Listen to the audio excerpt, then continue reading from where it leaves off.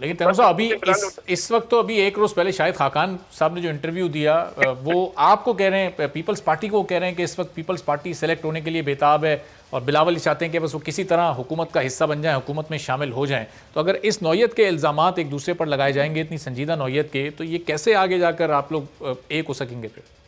देखिए, मैं अपनी as a politician, as a political worker, मैं आपको अपना एक बता रहा हूँ कि मैं समझता हूँ आगे जाके शहबाज शरीफ भी यही चाहते हैं और शहबाज शरीफ के साथ एक अंडरस्टैंडिंग अच्छी है, तो ये चीजें सारी फेड आउट हो जाएंगी। ऐसे ही खाकान अब्बासी साहब जैसे लोग हैं जो इररिस्पॉन्सिबल स्टेटमेंट्स देते थे, जो पीडीएम में हम अलग हुए, अभी साथ नहीं है। तो डॉक्टर ज़रका साहब, ये जाहिर है इस वक्त तो पीपल्स पार्टी नून लीग अलग-अलग हैं, लेकिन जब ये पीडीएम में मुत्तहिद थे तो पीडीएम ने बहरहाल हुकूमत को एक डेंट तो पहुंचाया, चाहे वो सेनेट इलेक्शंस हों, चाहे वो ज़िमनी इंतखाब हों।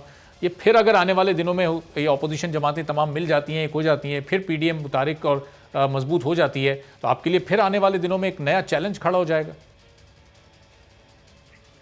मेरा नहीं ख्याल जी इस तरह का कोई चैलेंज है। बात यह है कि ये पीडीएम का आपने हाल तो देख ही लिया था कि पीडीएम के जलसे जो होते थे उसमें बेसिकली मौलाना फजलुर रहमान मदरसों के बच्चे लेके आते थे और उनका एक शो होता था, जहां उनके मदरसे हैं वहां इनका जलसा होता था। और लाहौर में आपने देखा कितनी इनकी नाकामी हुई और हर तरफ जाने के बाद असल में बात यह है कि पीडीएम का क्योंकि कोई मेन कॉन्सेप्ट था वो हर बंदा चाह रहा था। पहले नवाज साहब पीडीएम के जलसे की आड़ में मुल्क से बाहर गए, फिर मरियम नवाज साहिबा को बाहर भेजना चाह रहे थे और तीनों पार्टियां या जो सो कॉल्ड 11 पार्टियां का आपस में कॉमन फैक्टर तो था नहीं, हर बंदा अपना फायदा लेना चाह रहा था। जिसको कोई फायदा हो गया उसने ले लिया, लेकिन अल्टीमेटली बिकॉज उसका कोई कॉमन, देखिए जो लोग कौम और मुल्क की बेहतरी से अलावा जाती मफाद के लिए चलते हैं उनको आखिरकार शिकस्त ही होनी है। वक्ती तौर पे कोई फायदा उठा लेते हैं, लेकिन दुनिया इतनी पागल नहीं है। पाकिस्तान के लोग सियासी शऊर रखते हैं, ये समझते हैं कि ये जितने भी लोग हैं ये जाती मफाद अपनी इक़्तिदार की सारी जंग होती है इनकी, ना इनको कोई आम आदमी के मफाद उसकी बेहतरी से कोई इनको किसी किस्म का कोई सरोकार नहीं है। और ये अनफॉर्चुनेट इंतहाई बुरी बात है कि पाकिस्तानी, ये भी पाकिस्तानी है जो लोग सियासत में हम होते हैं, तो मुल्क और कौम के लिए भी कुछ करना चाहिए। ये सिर्फ जाती मफाद के ऊपर सियासत मबनी है और ये सियासत में इस रविश को चेंज करने की जरूरत है। डॉक्टर साहब, क्योंकि ये अब एक मुनाफकत बन गई है। बड़े अफसोस से कहना पड़ता है, इतने हमारे जय्यद पार्लियामेंटेरियन हैं, जय्यद हमारे सियासतदान हैं, मगर इनको अब हम सबको जरूरत है अपने गिरेबान में झांके। मैं अपने बारे में भी कह रही हूँ, मैं किसी को बुरा नहीं कह रही, मैं ये कह रही हूँ कि सब लोगों को अपने गिरेबान में झांकना चाहिए और देखना चाहिए कि हम क्या अपने मुल्क और कौम के साथ हम ज्यादती तो नहीं कर रहे, क्या हम अपने जाती मफाद को आगे रख के मुल्की मफाद को पीछे तो नहीं रख रहे, क्योंकि पिछली कई दिहाइयों से यही हो रहा है ना पाकिस्तान में। जी, तो डॉक्टर साहब, ये आप समझते हैं कि फिर ये इस दौरे हुकूमत में जिस तरह आटे और चीनी की कीमत डबल हुई है, जिस तरह महंगाई बढ़ी है, जिस तरह इस दौरे हुकूमत में महंगाई बढ़ी है, आप लोग महंगाई को नहीं कंट्रोल कर पा रहे, फूड इन्फ्लेशन अपने उरूज पर है, ये इस मुल्क और कौम के साथ ये ज्यादती नहीं है? चूंकि आटा जब महंगा हुआ उसकी मद में आवाम की जेब से अरबों रुपया निकला, चीनी महंगी हुई उसकी मद में आवाम की जेब से अरबों रुपया निकला, वो रिकवर तो नहीं हुआ, वो कीमतें भी वापस नहीं आई, अपनी जगह पर मौजूद है सब कुछ। बात सुने, बात ये है कि दुनिया में कोविड के बाद सप्लाई चेन डिसरप्ट हुई है, दुनिया में कोविड के बाद महंगाई आई है, पाकिस्तान में आप बाकी दुनिया के कंपैरिजन से 20% भी नहीं आई। जो प्राइसेस दुनिया में है इस वक्त, पाकिस्तान अभी भी अपने रीजन में, दुनिया को छोड़ दें, सिर्फ इस रीजन में बात करें, पेट्रोल सबसे सस्ता है, चीनी सस्ती है, आटा सस्ता है। आप बाकी रीजन के हिंदुस्तान से कंपेयर कर लें, नेपाल से कंपेयर कर लें, डॉक्टर साहब चीनी और आटा की जो सस्ता है पाकिस्तान में, अपने रीजन में अपने मुताबिक सबसे फिर भी बेहतर है। इश्यूज ये हैं कि क्योंकि पाकिस्तान के लिए कभी कुछ किया नहीं गया, अवाम को हमेशा फरेब दे के, धोखा दे के अपने जो जाती मफादात थे उनके ऊपर सियासत हुई है, तो उसकी वजह से पाकिस्तान एक मुल्क के तौर पे तरक्की नहीं कर सका। आपने 1970 में जो नेशनलाइजेशन की, उसके बाद आपने पाकिस्तान की इंडस्ट्री की कमर तोड़ दी। अब देखिए, हम जब आप कह रहे हैं आप 65% हमारा जो अवाम है वो देही है, और हमारा जो किसान है उसको जिस तरह इस हुकूमत ने आटे की कीमत बढ़ाई, जो कीमतें खरीद थी 1200 से 1800 रुपए पे लेके गए, आपकी 65% इस वक्त जो किसान है वो बड़ा खुश है क्योंकि उसको अच्छी कीमत मिली है अपने वीट की। लेकिन डॉक्टर साहब वो आवाम की जेब से जा रहा है ना। वो किसान 65% है लेकिन वो 100% आवाम उस कीमत को पे कर रही है। इतना घुटनों टिकवा दिए हैं कि अपने अवाम के लिए रोटी तक आप खुद सारी नहीं उगा रहे, और ये कितनी दिहाइयों से, कम 5 दिहाइयों से आप इंपोर्ट करते हैं।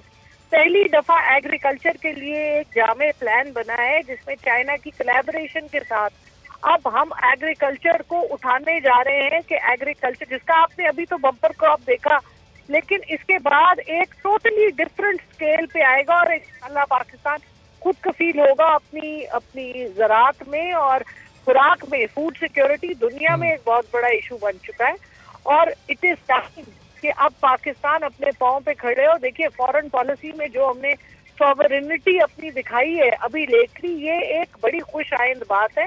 पाकिस्तान एक खुद इन्हिसार अपने पांव पे खड़ा हो, अपनी सॉवरेनिटी दिखाए, कोई भी मुमालिक हो सबके साथ मिल के चले और अपने लेकिन डॉक्टर साहब ये सारी बातें सुनने में तो बहुत अच्छी लगती हैं, लेकिन इन सारी बातों को सुनने के बाद भी चीनी की कीमत कम नहीं हो रही। ये पाकिस्तान में इस वक्त 100 रुपए से ज़्यादा चीनी बिक रही है। अगर यही चीनी इंपोर्ट करके यहाँ पर लाई जाए, बेची जाए तो ये कई गुना कम कीमत में बिक सकती है। लेकिन चूंकि आप लोग को अपनी शुगर मिल्स की कीमत सिर्फ कहने की ऐसी कोई हकीकत नहीं है।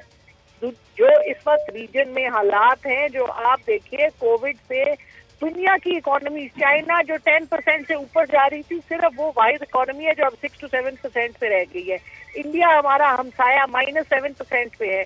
पाकिस्तान की जो इस वक्त 3.9% जो इकोनॉमी के जो आपकी जीडीपी आई है, दिस इज, और ये वो आपकी जो सारी लाया है अमल है। कोविड में पाकिस्तान को इतने बड़ा एजाज मिला है, दुनिया में पहले 3 मुल्कों में है जिन्होंने अच्छी तरह से कोविड को जिसका मुकाबला किया, और जो हमारे स्मार्ट लॉकडाउन से अवाम के लिए एहसास प्रोग्राम में कोविड में गरीब लोगों को किस्म की मराहत दी गई है एहसास प्रोग्राम के। चलिए डॉक्टर साहब जरा मौका दीजिएगा, तैमूर साहब को की तरफ भी मैं जाऊं। आप कह रही हैं मईशत मुस्तहकम हो रही है, कोविड के 3 बेहतरीन ममालिक में पाकिस्तान आया है जिन्होंने कोविड से रिकवर किया। तैमूर साहब ये तो जाहिर है इंटरनेशनल एजेंसीज भी इन चीज़ों को कोट कर रही हैं, लेकिन इन सब के बावजूद हकीकत यही है कि आटा चीनी की कीमत अपनी जगह मौजूद है। पेट्रोल की कीमत चलें इस वक्त पूरी दुनिया में बढ़ रही है, इसलिए वो एक मुश्किल है इस हुकूमत के लिए। लेकिन जो मुआशी अशारी हैं वो तो इंटरनेशनल एजेंसीज भी इस वक्त दिखा रही हैं कि पाकिस्तान तरक्की की जानिब जा रहा है।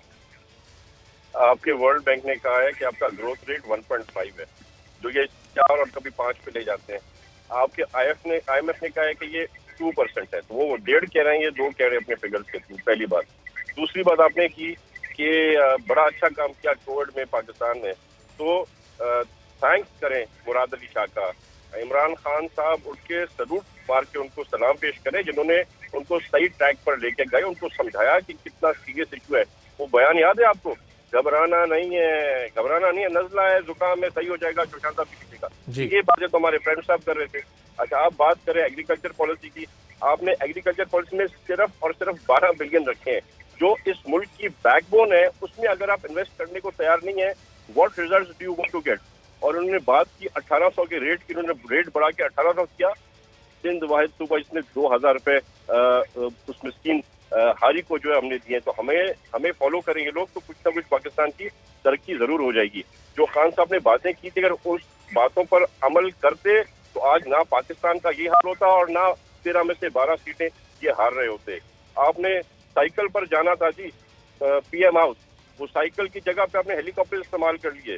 आपने यूनिवर्सिटीज को बनाना था गवर्नर हाउस गिरा के, क्या बना? उनका करप्शन खत्म करनी थी, वो आप और ऊपर लेके इंटरनेशनल इदारे ही आपके कह रहे हैं कि 170 से 124 पे चले गए, यानी कि आए सिर्फ माल बनाने से और माल खाने से। आपने तो कहा था कि चोर और डाकू एमनेस्टी लेते हैं और फिर दूसरों को देते हैं, तो एमनेस्टी ली खान साहब ने, ली हमारी अलीमा बाजी ने, वो अरबों रुपए आ गए और फिर बता रही हैं शेयर करने के लिए अरबों रुपए उन लोगों ने जो है कपड़े सीखे कराए। कुछ अल्लाह करें को खुदा का खौफ करें, इस तरह से मुल्क नहीं चलता। थोड़ा बहुत आपको कुछ करप्शन करनी करें, मुल्क तो ना खाए ना। आप बात करें आप मैं क्या, doesn't matter what you are saying Arbab साहब, जरा बाहर जाके किसी गरीब से पूछे, वो क्यों झोलियां उठा के ना इनको बदुआएं देता है। सब्सक्राइब करें और बेल दबाएं ताकि कोई खबर रह न जाए।